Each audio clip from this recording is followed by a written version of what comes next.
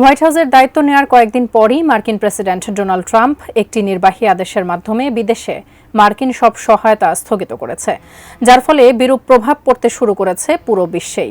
বাংলাদেশেও মার্কিন অনেক সংস্থা দীর্ঘদিন যাবৎ কাজ করে আসছিল, যেসবের অর্থ মার্কিন যুক্তরাষ্ট্র থেকেই সরবরাহ হতো।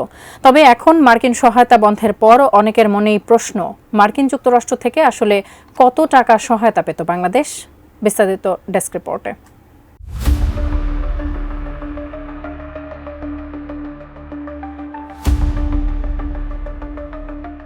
বিশ্বজুড়ে বৈদেশিক সহায়তায় যুক্তরাষ্ট্রের অবদান সবচেয়ে বেশি।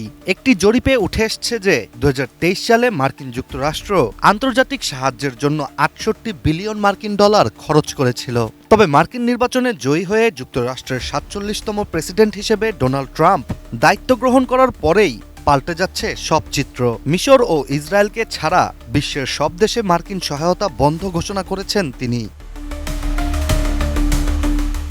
এদিকে খাদ্য নিরাপত্তা ও কৃষি, শিক্ষা, স্বাস্থ্যসেবা, গণতন্ত্র ও শাসন ব্যবস্থা, পরিবেশ ও জ্বালানি এবং মানবিক সহায়তার জন্য বাংলাদেশকেও আর্থিকভাবে সাহায্য করে আসছিল মার্কিন যুক্তরাষ্ট্র।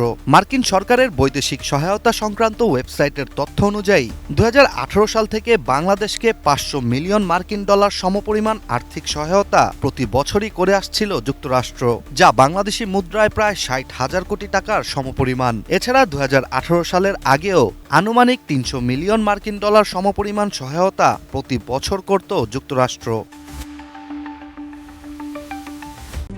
RICL TMX, যুগের পর যুগ স্থাপনা থাকে মজবুত।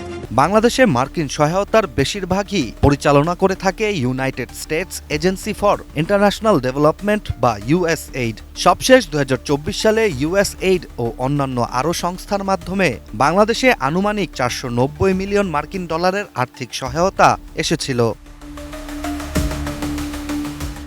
এছাড়া ২০২১ সালের একটি চুক্তি অনুযায়ী ২০২৬ সালের মধ্যে USAID-এর মাধ্যমে বাংলাদেশে প্রায় ১ বিলিয়ন মার্কিন ডলারের আর্থিক সহায়তা আসার কথা ছিল, যার মধ্যে ২০২৪ সাল পর্যন্ত ৪২৫ মিলিয়ন মার্কিন ডলার সহায়তা বাংলাদেশ পেয়েছে। এখন ট্রাম্পের নতুন ঘোষণায় ওই চুক্তির বাকি অর্থ আটকে গেছে। মিয়ানমার সংকটের পর থেকে মার্কিন যুক্তরাষ্ট্র বাংলাদেশকে ২.৫ বিলিয়ন মার্কিন ডলার সহায়তা দিয়েছে, যার বেশিরভাগই রোহিঙ্গা শরণার্থীদের জন্য বরাদ্দ ছিল। তবে আগামীতে এই সহায়তা অর্থাৎ USAID-এর বাকি অর্থ না আসলে বাংলাদেশের জন্য রোহিঙ্গাদের খাবার ও বিশুদ্ধ পানি ব্যবস্থা করাও কঠিন হয়ে পড়বে। অন্যদিকে যুক্তরাষ্ট্র তাদের আর্থিক সহায়তা আগামী ৩ মাস স্থগিত করার সিদ্ধান্ত নিয়েছে বলে জানা যায় আন্তর্জাতিক অনেক গণমাধ্যম থেকেই। তবে ৩ মাসে এই সিদ্ধান্ত থেকে যুক্তরাষ্ট্র সরে না আসলে তা বাংলাদেশের জন্য অনেক বড় একটি হোঁচট হবে বলেই মনে করছেন বিশেষজ্ঞরা। Ishtiaq Hossain, ATN news.